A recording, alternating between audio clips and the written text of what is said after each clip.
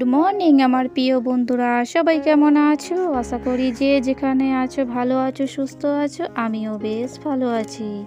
আজকে আবার একটা নতুন ব্লগ নিয়ে হাজির হয়ে গেলাম তোমাদের কাছে। আশা করব প্রত্যেক দিনের মতো আমার আজকের ব্লগটা তোমাদের খুব ভালো লাগবে, তাই ভিডিওটা না টেনে টেনে সম্পূর্ণ দেখার অনুরোধ রইল।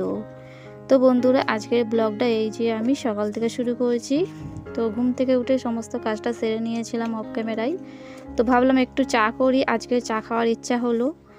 যেহেতু আমি শ্বশুরবাড়ি আছি, এখানে অতটা চা খাই না বেশি, আমি পছন্দ করি না। মায়ের বাড়ি যখন থাকি তখন তো চা সব সময় খাওয়া হয়, যেহেতু মা খায় চা সব সময়, তো আমরাও খেতাম। তো এখানে কেউ ভালো খায় না চা, তাই আমিও খাই না, অভ্যাসটা ছেড়ে যাই। তো আজকের হঠাৎ মনে হলো চা খাবো। তো যাই হোক, আমি লাল চা করে নিয়েছিলাম। তারপরে দেখো এই যে সুন্দর করে পুরি, এগুলি হচ্ছে দোকানের পুরি, আমি বাড়িতে বানাইনি, হাজব্যান্ড এনেছিল। চা দিয়ে পুরি খাবো। তো পুরিগুলো অনেকটা টেস্ট ছিল আর খেতেও অনেক সুন্দর। তো যাই হোক বন্ধুরা, যে সমস্ত বন্ধুরা ভিডিওটা দেখছো একটা লাইক দিয়ে দিও। তো যাই হোক বন্ধুরা, তারপর হাজব্যান্ড এই যে তেলাপিয়া মাছ নিয়ে চলে এসেছিলো বাজার থেকে। আর এটাতে আমি এখন হলুদ, নুন, চালের গুঁড়া সমস্তটা দেব। আর এই মাছটাকে অনেকে বলে মনোপিয়া মাছ, আবার তেলাপিয়া বলে। তো এই মাছটা রান্না করলে খেতে অনেক সুন্দর লাগে। তো আমি এখন সুন্দর করে এটা হলুদ, নুন আর চালের গুঁড়া সুন্দর করে মাখিয়ে রেখে দেবো কিছুক্ষণ। রেখে দিয়ে তারপরে আমি ভাজবো। তো যেটুকু ভিডিও করেছি তোমাদের সাথে শেয়ার করছি, বেশি ভিডিও করতে পারি না, কারণ এখন যেহেতু খুব গরম পড়েছে আর রান্নার সময় ভিডিও করার একদম ইচ্ছাটা থাকে না যে একটু ভিডিও করব, এতটাই গরম লাগে।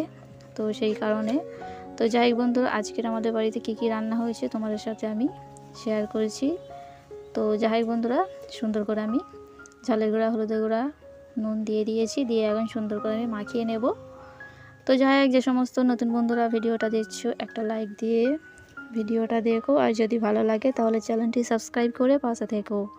আর যে সমস্ত আমার পুরাতন বন্ধুরা তোমরা ভিডিওটা দেখছো, তোমরা লাইক কমেন্ট করতে কিন্তু একদম ভুলবে না। তো যাই হোক বন্ধুরা, দেখো সুন্দর করে মাখিয়ে নিয়েছিলাম আমি। আর মাছেতে একটু বেশি করে ঝালের গুঁড়া দেবে, তাহলে ভাজা মাছটা ভাজলে তাহলে খেতে অনেক সুন্দর লাগবে। তো ওই আর কি। তো যাই হোক বন্ধুরা, তারপরে আমি পেঁয়াজ কেটে নিয়েছিলাম, আলুটা কেটে নিয়েছিলাম। মাছটা আমি আলু দিয়ে রান্না করব, আর আলু দিয়ে রান্না করলে খেতে অনেক ভালো লাগে। আর আমার হাজব্যান্ড একটু আলু পছন্দ করে, সেই কারণে ওই জন্যে আলু দিয়ে সুন্দর করে রান্না করব। যাই হোক বন্ধুরা, ভিডিওটার সাথেই থাকো।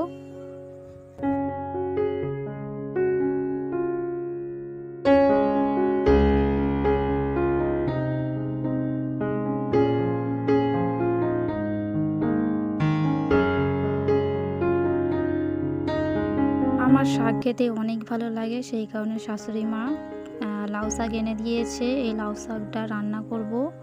আর লাউ শাক খেতে আমার কাছে অনেক ভালো লাগে, লাউটাও অনেক খেতে ভালো লাগে। আর লাউ ডাল দিয়ে রান্না করলে আমাকে আরও সুন্দর খেতে লাগে। তো আর কি। তো যাই হোক বন্ধুরা, শাকটা সুন্দর করে আমি কেটে নিয়েছি।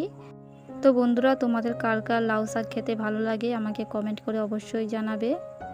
তো যাই হোক বন্ধুরা, তারপরে আমি রান্নাবান্নার ভিডিও খুব একটা করিনি, ওই যে বললাম রান্নার সময় খুব গরম হয়, সেই কারণে ভিডিও করা হয়নি। তো এখন আমি আমার ফার্নিচারগুলো ভালো করে সুন্দর করে মুছে নিচ্ছি, যেহেতু গরম পড়েছে। আর গরমের সময় দেখবে একটু সব জায়গায় ময়লাটা বেশিই পড়ে, সেই কারণে আমি সুন্দর করে এখন মুছে নিচ্ছি। তো যাই হোক বন্ধুরা, আজকের ভিডিওটা এখানেই শেষ করেছি। আমার আজকের ভিডিওটা তোমরা যারা দেখলে তোমাদের অসংখ্য ধন্যবাদ আমার ভিডিওটা দেখার জন্য। তো বন্ধুরা, আজকের ভিডিওটা আমি এখানেই শেষ করেছি। আমার আজকের ভিডিওটা কেমন লাগলো কমেন্ট করে জানাবে। তো বন্ধুরা, তোমরা সবাই ভালো থেকো, সুস্থ থেকো, সবাই নিজের খেয়াল রেখো। দেখা হবে আবার একটা নতুন কোনো ভিডিওতে। তো বন্ধুরা, টাটা বন্ধুরা, সবাই ভালো থেকো।